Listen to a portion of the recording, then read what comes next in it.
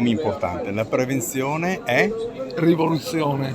Cosa significa questo? Significa che la medicina ha bisogno di una rivoluzione culturale perché ha puntato troppa l'attenzione sulla cure, che naturalmente è importante, fa parte della medicina, ma l'aver impostato solo sulle cure ha creato un grande mercato, ha creato il mercato della medicina e il mercato evidentemente non può che aumentare e quindi ignora molte cose o non ci permette di sapere molte cose, come per esempio che la maggior parte delle malattie non piovono dal cielo, ma siamo noi che ce le procuriamo attraverso le nostre cattive abitudini.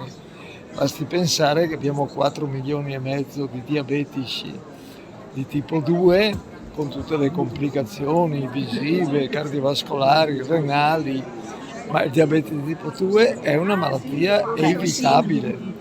Abbiamo il 40% dei tumori che potrebbe essere evitabile, eppure ogni anno muoiono in Italia 180.000 persone di tumore.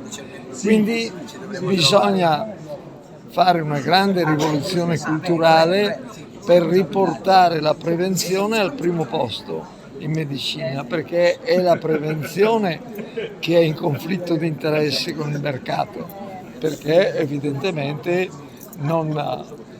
se si fa prevenzione non si hanno malattie, non si usano farmaci, non si usa il Servizio Sanitario Nazionale.